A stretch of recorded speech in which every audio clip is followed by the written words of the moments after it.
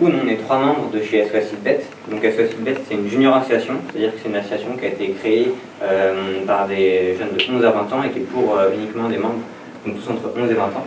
Et du coup, elle a maintenant 3 ans, l'association. Donc je l'ai créée avec 2 amis quand j'avais 12 ans. Et maintenant, on est plus d'une 50aine de membres. On est basé à Étampes. Du coup, le principe de l'asso, c'est le même principe que la SPA, mais pour les reptiles, amphibiens et invertébrés. Donc on va récupérer ces animaux, on va les soigner quand il y a besoin, et on va essayer de leur trouver une famille d'accueil. Et on fait aussi des ateliers ouverts au grand public, donc à des adultes aussi parfois. Et ça, le but de ces ateliers, c'est de présenter ces animaux-là, qui sont souvent très peu connus et sur lesquels il y a beaucoup d'a priori. Voilà, sur les serpents, vous pouvez dire pendant l'atelier, si vous passez par la tête, il n'y a pas de questions bêtes. Mais voilà, il y a beaucoup d'a priori et des choses fausses qu'on pense sur les serpents notamment et sur tous les reptiles. Les tortues, c'est l'animal avec les oiseaux le plus braconné au monde. Il y a énormément de trafic de tortues et certaines de celles-ci viennent de trafic justement, ont été saisies. Et c'est des animaux qui sont très mignons, c'est super cool à avoir chez soi, mais c'est important de faire attention. Il y a peut-être des gens dans votre entourage qui en ont, mais il faut des autorisations bien particulières. La tortue d'Hermann qu'on a ici, c'est une tortue qui vient en France, à l'état sauvage. C'est la seule tortue terrestre qu'on a en France. On a aussi deux espèces de tortues aquatiques. Mais du coup, il y a beaucoup de trafic sur ces espèces, des gens qui vont en chercher dans la nature, qui les ramènent pour ensuite les revendre. Et donc ça diminue grandement les populations sauvages. Mais plus elles sont lisses, plus elles sont en bonne santé. Là, on voit que c'est un peu des bosses.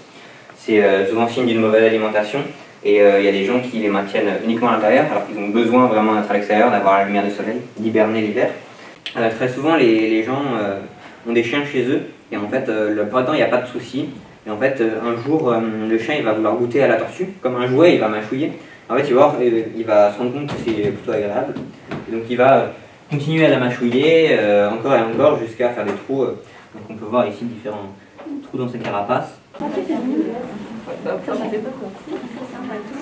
Donc lui c'est un Pogona vikiceps, dragon barbu pour le nom commun.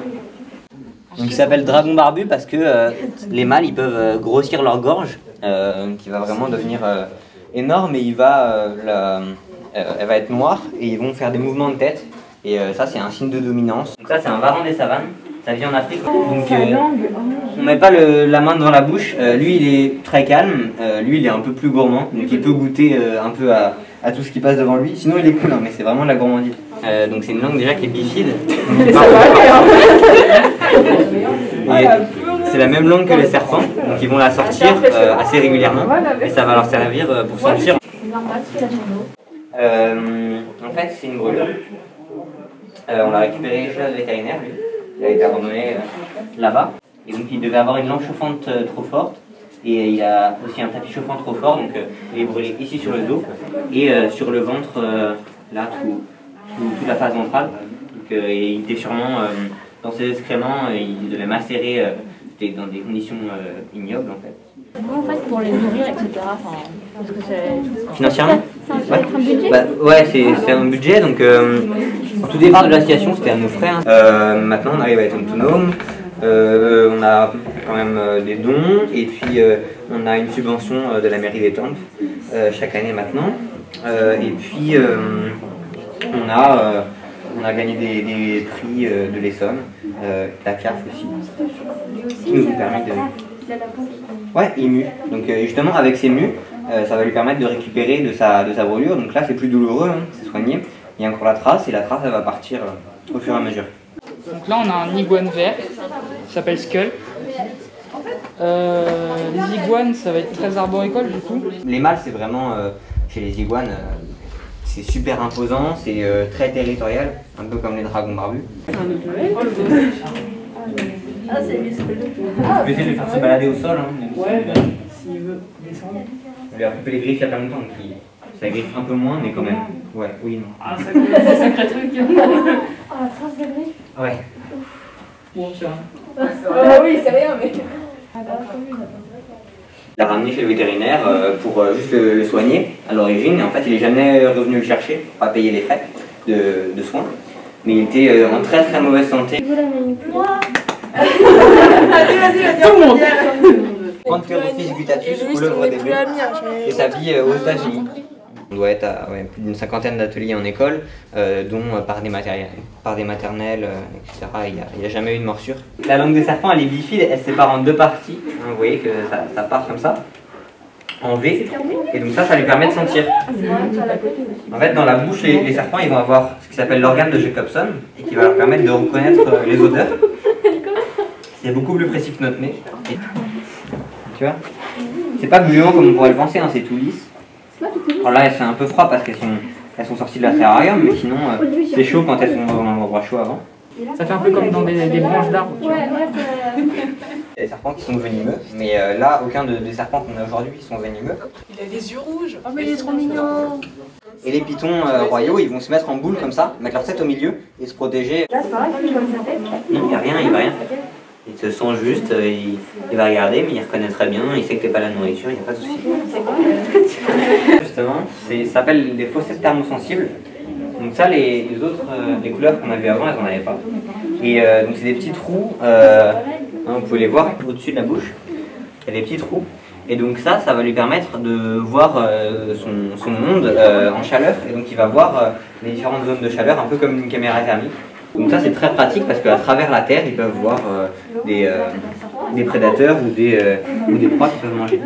Mais il est si beau. Il est incroyable. C'est trop bien. Il s'appelle boa constrictor imperator. Constrictor parce que il fait une constriction. Ah oui. En fait, la constriction, c'est le moyen de s'alimenter de tous les serpents qui ne sont pas venimeux.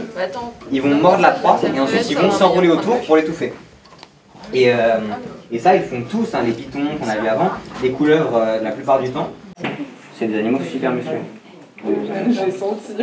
Et encore, eux, ils sont pas. Enfin, on les a récupérés il y a 2-3 mois, mais ils n'étaient pas en méga bonne santé, ils pourraient être plus musclés que ça. Donc ça vient en Amérique du Sud, dans la forêt. C'est semi-arboricole. Un serpent, son premier réflexe, ça ne va pas être de mordre comme on peut le penser. Voilà, il va partir.